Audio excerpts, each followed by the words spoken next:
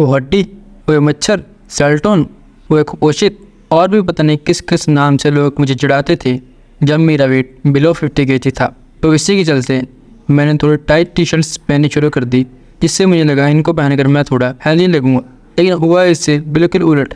Tight T shirts पहनकर मैं healthy लगने की जगह और स्किनी दिखने लगा। तो फिर मुझे लगा मुझे थोड़ी लूज टी शर्ट्स पहननी चाहिए, जिससे मैं उनको पहनकर थोड़ा हेल्दी लगूँ।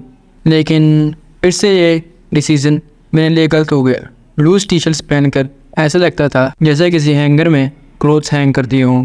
लेकिन इन सब चीज़ों को मैंने कभी सीरियसली नहीं लिया।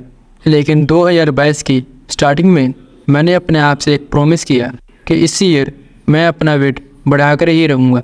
और बढ़ती वीकनेस एंड और बेइज्जती आउट ऑफ कंट्रोल होते हुए मैंने यूट्यूब पर वीडियोस देखने स्टार्ट किए। लेकिन यूट्यूब पर मुझे एक भी ऐसी वीडियो नहीं मिली जिससे मेरा वेट गेन हो सका। ऐसा नहीं कि वो अपने वीडियो में जो कुछ बता रहे थे वो मैं ट्राई नहीं कर रहा था। मैं वो सब कुछ ट्राई कर रहा था जो अपनी वीडियो में बता रहे थे।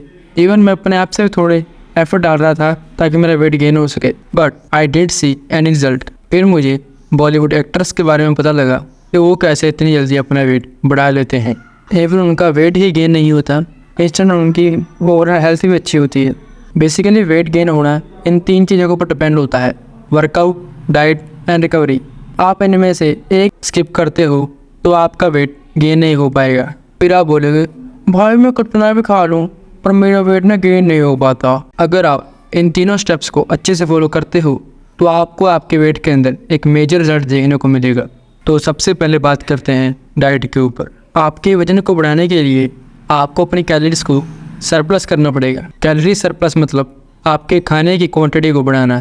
मुझे पता है आप में से बहुत सारे लोगों ने कैलोरी सरप्लस के बारे में सुना है और थक भी गए होंगे इसके बारे में सुनकर। बट आपके वेट को बढ़ाने के लिए सिर्फ एक यही रास्ता है। सिंपल भाषा में बताऊं तो आपको जितनी भूख लगी है उससे थोड़ा ज़्यादा खाना खाना है। लेकिन कैलोरी सरप्लस का मतलब ये नहीं कि आप कुछ भी खा सकते हो। आपकी डाइट के अंदर बेसिक न्यूट्रिशन रिक्वायरमेंट पूरी होनी चाहिए।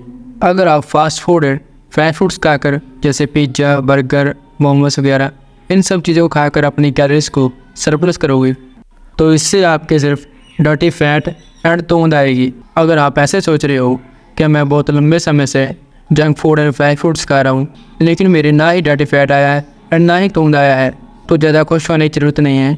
इसका मतलब ये फैट आपके इंटरनल बॉडी के अंदर स्टोर हो रहा है।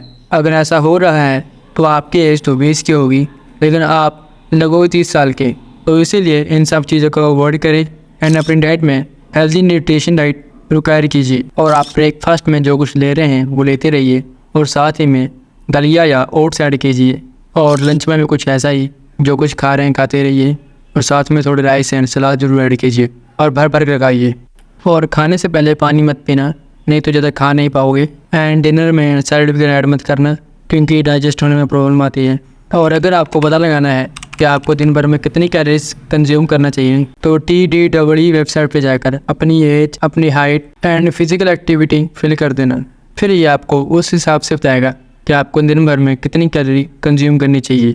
अब उन कैलोरीज को पूरा करने के लिए रोज़ कर मत खाने लग जाना।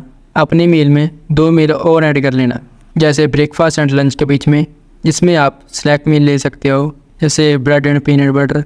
एंड दूसरी लंच एंड डिनर के बीच में 1 मील ले सकते हो जिसमें आप स्मूदी पी सकते हो।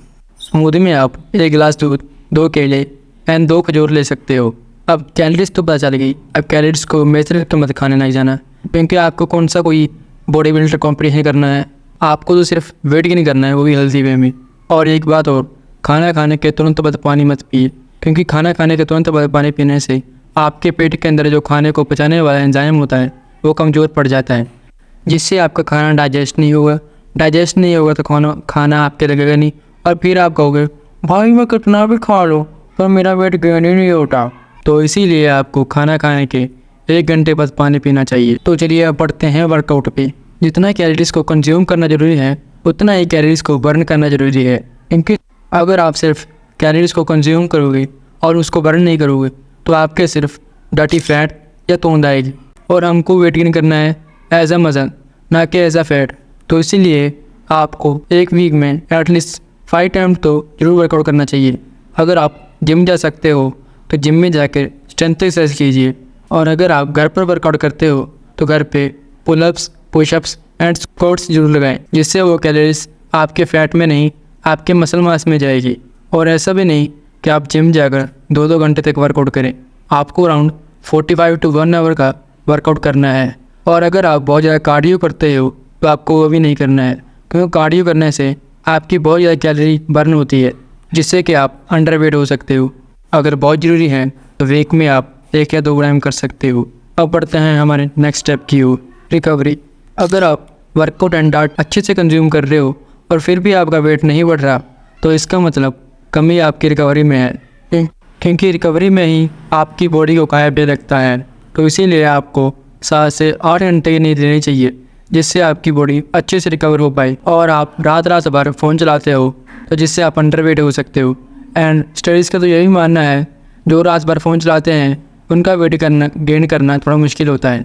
इसलिए रात में 10 बजे के करीब सो जाना चाहिए और सुबह 5 या 6 बजे उठकर अपने दिन की शुरुआत करनी चाहिए। बेसिक ट्रेनिंग को फॉलो कर मैंने पिछले 2 महीने में 10 kg वेट बढ़ाया है। होपफुली इस वीडियो से आपका वेट गेन हो पाए।